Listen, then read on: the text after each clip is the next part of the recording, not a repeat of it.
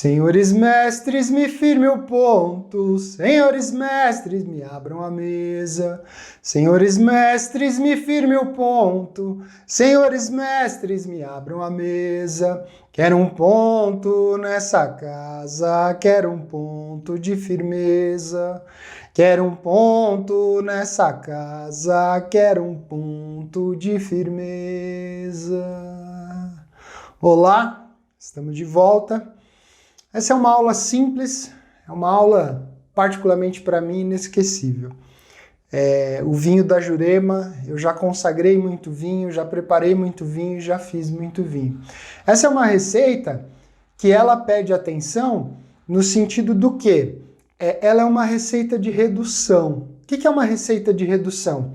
É quando eu pego determinados elementos, levo para o feitio, levo para a fervura e eu vou o quê? Eu vou reduzindo esses elementos. Então essa é a primeira coisa.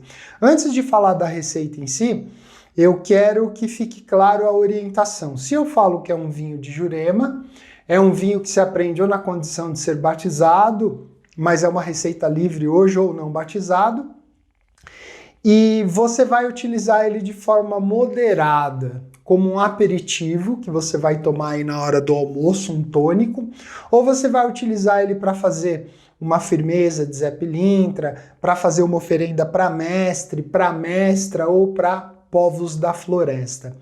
Por que eu estou falando isso? Porque o tempo inteiro no curso a gente vai falando diferenças, mas para as pessoas é muito difícil desassociar, porque a Umbanda vem fazendo esse serviço de tudo junto e misturado.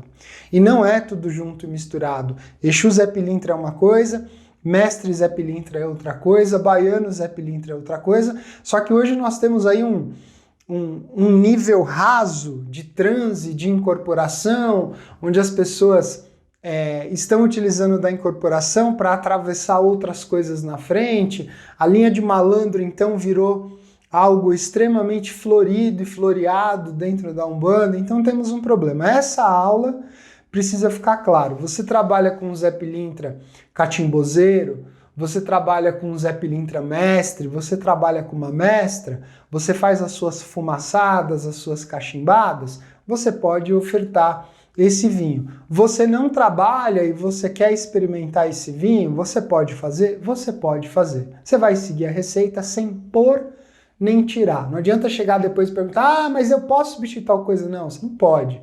Você não pode. Se você errar aqui em alguma coisa, ou vai azedar, ou você vai ter uma intoxicação. Então isso precisa ficar claro, isso precisa ficar consciente, isso precisa ficar lúcido. Então aqui eu vou demonstrar. Lembra que eu disse que é uma receita de redução? Então você precisa de uma panela que tenha espaço para fazer essa redução. Então aqui eu estou trabalhando com um vinho suave, marca à vontade, tá? Esse aqui, 1,5 litro, né? Pode ser de 2 litros, pode ser o garrafão de 5 litros. Quando eu fazia na época do Instituto, já era mais fácil porque eu utilizava o fogão industrial. Então essa fervura se dá um tanto quanto mais rápido. E mesmo num fogão industrial demorava. Você vai fazer no fogo de casa, é algo que você não vai poder, não é miojo. Não vai levar 3 minutos, não vai ser rápido, você vai ter que ter uma atenção. É importante fazer isso de uma forma mais concentrada, corpo limpo, roupa limpa, num dia que você tenha tranquilidade. Não dá para fazer isso e ficar gritando com o pessoal de casa, não dá para fazer isso e ficar no WhatsApp. É aquele momento que você vai fazer e se entregar para isso. Então aqui se eu tenho 1,5 litro ou quase 2 litros, eu vou ter um aproveitamento de matéria final de 800 ml, de no máximo 1 litro. Eu gostava de fazer o garrafão, porque aí eu já reduzia tudo pela metade, né? Fazia aí a baixa e tinha um controle melhor, mas dá para fazer numa escala menor. O que você vai precisar? Vinho suave. Você vai pegar esse vinho e vai despejar na panela. Você vai pôr essa panela para ferver em fogo alto. Quanto tempo vai ficar fervendo? Não é tempo agora, é redução. Então, se eu tenho 2 litros de vinho aqui, eu preciso que esse vinho na panela reduza a 1. Então você vai ter que conhecer a panela, você vai ter que ter uma noção de quantidade. E no olho isso. A hora que eu reduzir o vinho pela metade, o que eu vou fazer? Eu vou adicionar casca de jurema. Só que é a jurema clarinha, é a casca da jurema clarinha. Não é o angico, que o angico é aquele que tem as pontinhas, e não é a jurema preta, é a casca da jurema. Aqui eu tenho aproximadamente, para essa quantidade de vinho, eu tenho 50 gramas aqui, eu posso usar de 50 a 100 gramas. Tá no ponto de fervura, reduzir mais da metade do vinho. Pum, vou jogar a casca. Quanto tempo eu vou deixar essa casca? Eu vou começar a experimentar. Colher de pau, não use colher de ferro, tá? O ideal é que a panela também fosse de barro, mas não vai rolar. Vai experimentando. A hora que você sentiu que o vinho deu uma amargada por causa da casca, aí é o momento de reduzir o fogo. Aí você pode baixar o fogo. Essa casca, ela vai amargar bem, ela vai começar a soltar os ingredientes que ela tem.